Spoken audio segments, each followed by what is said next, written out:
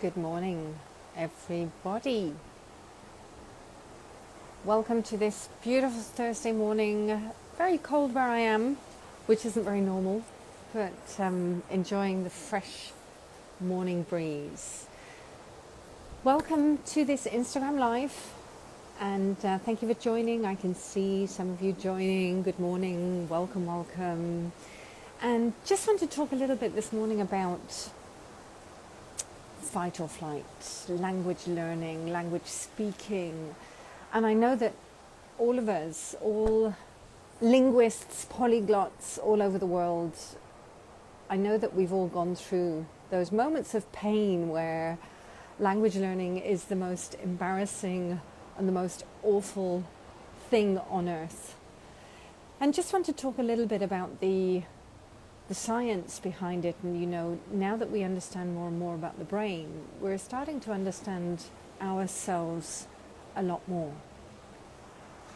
When I think back to all of my learning journeys, whether it's been language, whether it's been any other topic, I can certainly remember there are certain things that have terrified me, certain things that have totally shut me down.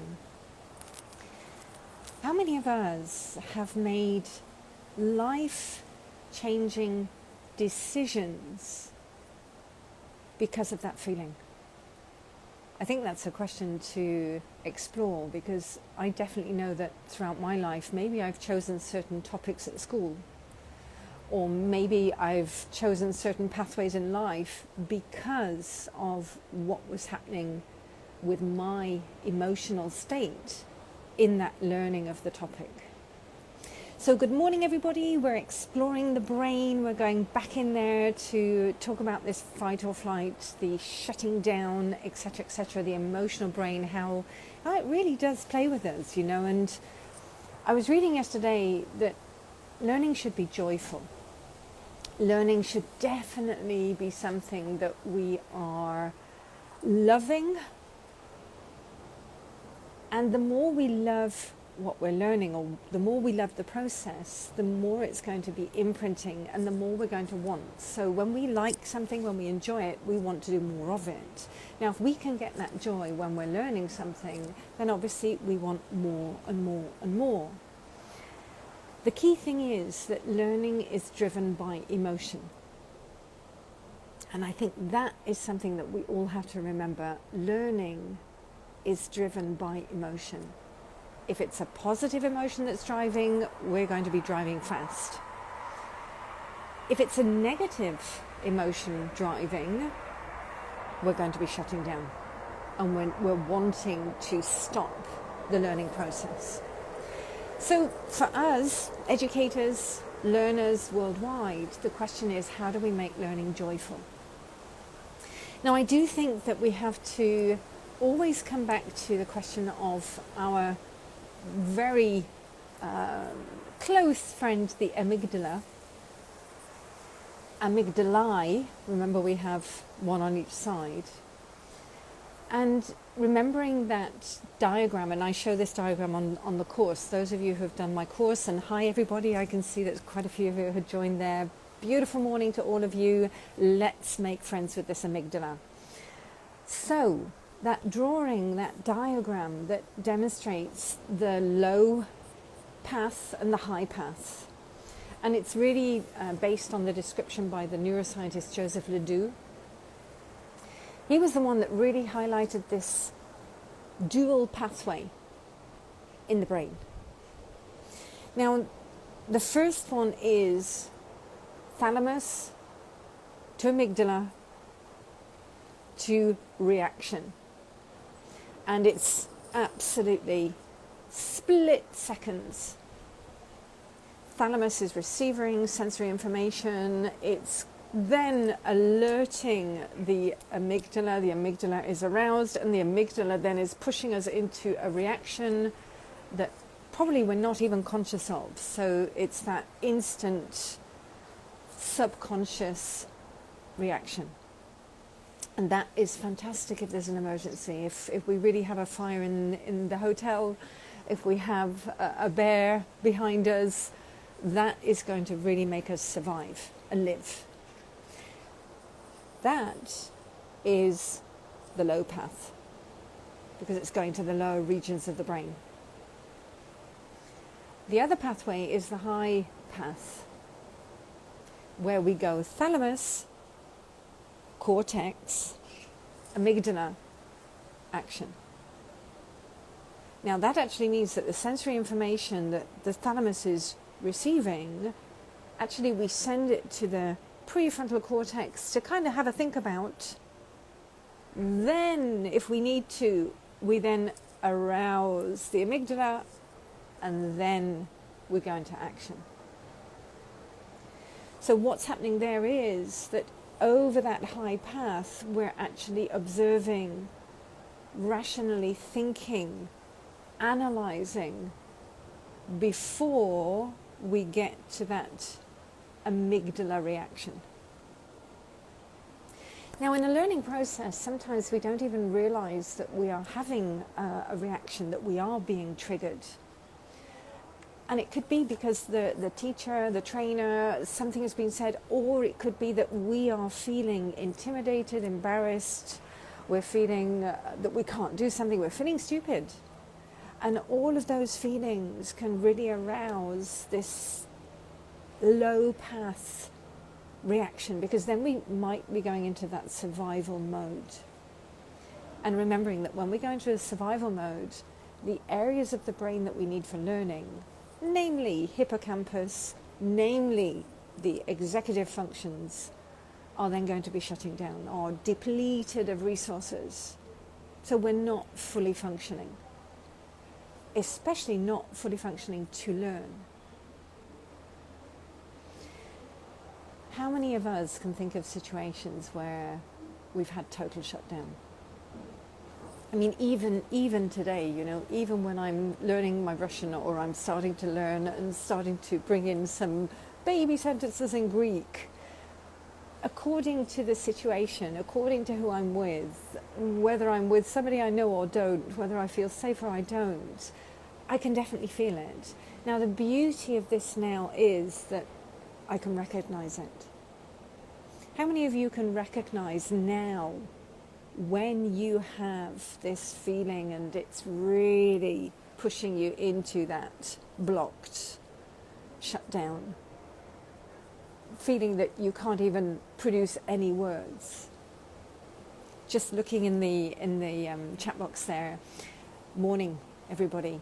Wherever you are in the world, good morning. We're making friends with the amygdala this morning.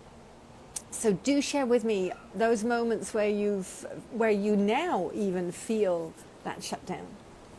And it's interesting because even sometimes with the languages that I'm fluent in, if I'm not comfortable with the person, or if I'm in an emotional moment, that can also interfere with my language. So yes, I can see that you are, yes, you can recognize it, you can feel it. Thank you for that. The question is now, however, if we are able to recognize when it's happening, what can we do to troubleshoot it? What strategies can you develop to calm that brain down? Now, I found the most effective is actually if I'm in a situation where I'm getting emotional, I actually share with the person that I'm speaking with, I'm really sorry, but this is how I'm feeling and it's affecting my language. And by sharing it,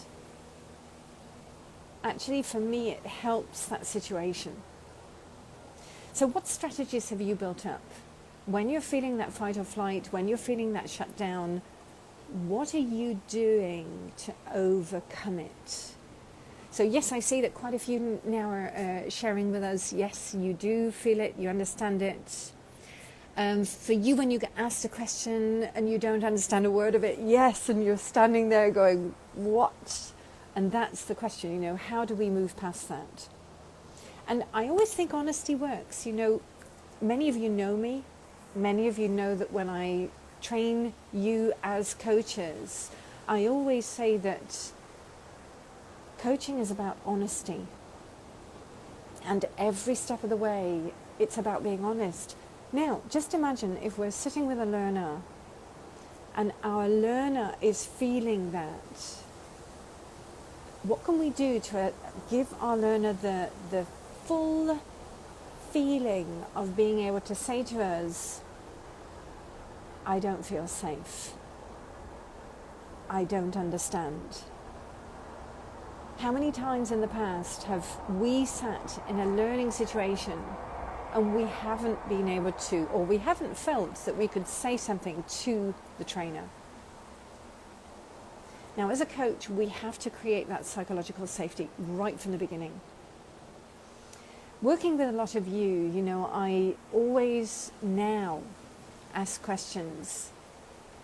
How can I help all of you feel safe? What can I do to help you feel that you can ask me anything, anytime? Doesn't matter what it is.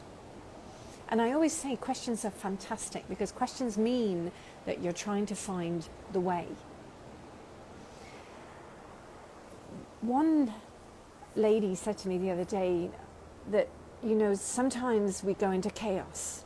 And sometimes we do, when we're learning, when we're coaching, when we're in a situation where we don't understand, we are going into a chaotic brain because the brain is trying to clutch onto the knowledge it knows to process it and produce it.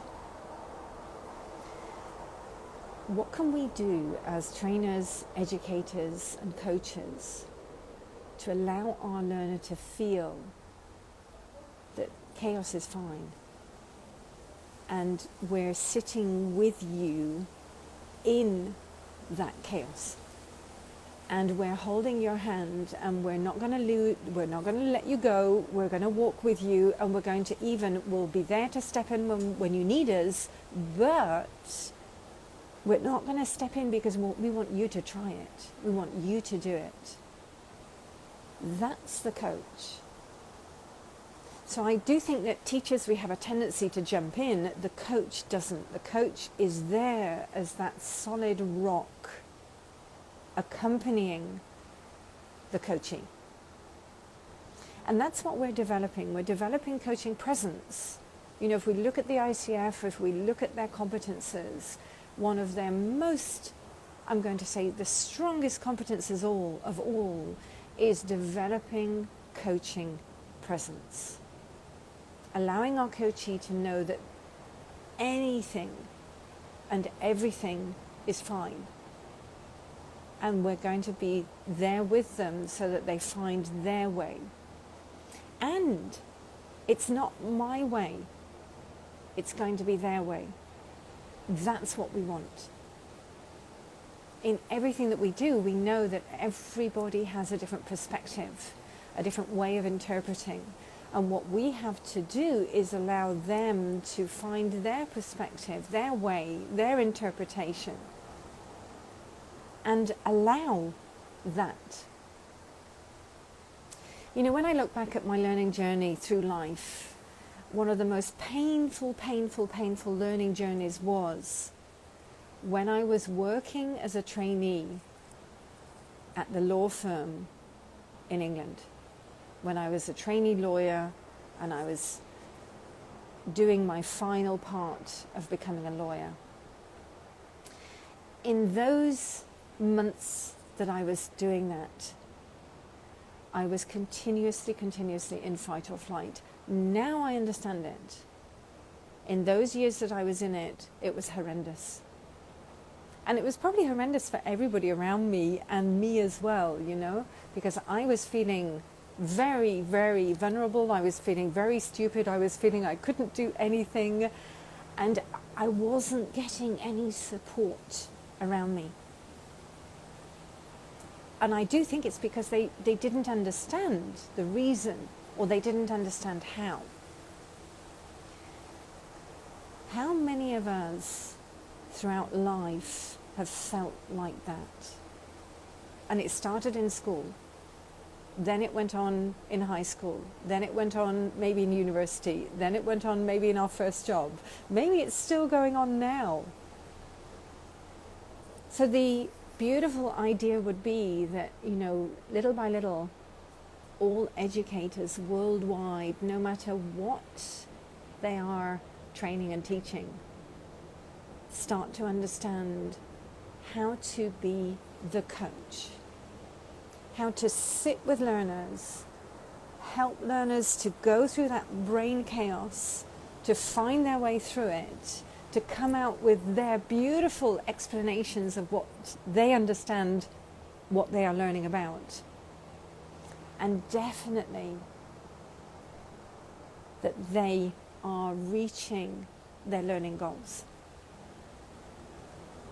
How amazing that would be if we could get that into the world.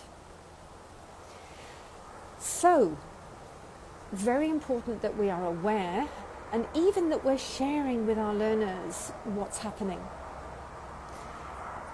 Some of you know the story about one of my learners years ago who was a very, very top manager, amazing level of language. However, every time he went into a meeting, and this happens with many, many of our top level learners, even with us, we go into a meeting and suddenly when we're in an environment where we're feeling exposed, we might have to interrupt, we have to demonstrate language skills that maybe we're not confident about. That's when we go into that shutdown. And this particular manager was explaining that he really shut down, he really went into stuttering and spluttering, and absolutely then felt embarrassed, vulnerable, and really felt bad. When you're working with a client like that, the key thing is to explain about the brain first. Really explain to them, may I share with you, and go through the amygdala hijack, go through what's happening in the brain, and go through the fact that now that you understand the brain, what we can do is try to build up strategies and try to build up actions that you can take to combat those moments. One of the first things to do as well is to identify what is the trigger. What is it that's triggering? Is it the people that you're with? Is it the topic? Is it the fact that you haven't rehearsed it? Do we need to rehearse it more? Is it the actual vocabulary, the words, the sounds? What's the trigger? Once you find the trigger, then you're going to be looking for the strategies. What can you do in those moments? Can you ask for a pause? Can you have a drink? Can you just ask them to repeat what you've just said? I always say it's this troubleshooting the fillers, if you like. How could they fill those moments? Maybe they could build up some filler words like, well, that's really interesting. I always think that that's really interesting is one of the best phrases to use because it's very neutral. And if there is a heated debate, if there's a meeting where people are really exposing their sides, just by saying, that's really interesting, can totally neutralize. And it can also give my language speaker some time, some brain space to think about what they're going to say. So sharing with learners, helping them to understand their brain, helping them to build up strategies, especially in those moments, is going to help them to also become more solid and more confident in those moments. And for each of us, I see that definitely there are things that trigger us, and I see that business, yes, can trigger us, things that we don't enjoy can trigger us, topics that we're not confident in. I would recommend to have a coach. Do some peer coaching. Grab another neurolanguage coach and say, hey, can we just coach something through? Can we soundboard something? Can we talk about the amygdala with it? Can we talk about my triggers with this? And get those triggers out. The more that we can understand our own triggers, the more that then we can try to recognize them, observe them, and troubleshoot them. And then bring in the strategies to combat them. The first step in everything that we do is observation. It's self-awareness. Remember, we talked about the high path. The high path is thalamus to cortex, not thalamus, amygdala to emergency. Thalamus to cortex, where we observe it, we become into that consciousness. We become aware that we are aware. That's what we have to do. When you're aware, then you can start catching yourself. How many of you know this when you do the course with me? You know that even after the first, second session, you start catching yourselves with things. That catching means that you're recognizing it and you're observing it and you're aware of it. That's the secret to everything we do in life. Becoming more aware. Becoming more aware of our reactions and then moving the reaction into conscious action. That's what we're aiming for. So, I started this live by saying that learning can be joyful, and actually let's change that and say learning should be joyful. Whether we're children, whether we're adults, whether we're teenagers, whether we're old age pensioners, learning should be joyful. Life is learning. So with that thought and philosophy that learning should be joyful, as educators, our biggest quest and mission is creating that safe space so that our learners can feel that joy and they can feel that success. Definitely. So, one thing I want to bring in as a final point. When we are triggered, the amygdala becomes active. Happiness, joyfulness, actually means that the amygdala is less active. So, how can we get our learners into that happy state? Because then we know that their amygdala is quiet. That's the question. The quiet, peaceful, dormant amygdala in the brain. And just as a final note, you know from the neuroscientific studies, Harvard especially, we know that meditators have a smaller amygdala. So when you meditate regularly, the amygdala shrinks. How amazing is that? So on that note, everybody, I'm going to start my day, and I know a lot of you are continuing your day or starting your day. Have a beautiful, beautiful day wherever you are, really thinking and connecting with your best friend in the brain, the amygdala. Remembering that happiness will make the amygdala less active, and bringing everything into consciousness, self-awareness, observation first will actually short-circuit that amygdala hijack route. So let's see how many times you can short-circuit the amygdala today. Have a beautiful day wherever you are, sending you lots of hugs and kisses. I'm going to go for a long walk today. I've got a day where I'm going to be a little bit in my space. So I'm going to be recovering energy, sending lots of energy out to all of you. Do write in the chat box how you're going to deal with that short-circuiting of the amygdala today. Sending you lots of loves and kisses all over the world. Take care, everybody. Bye-bye.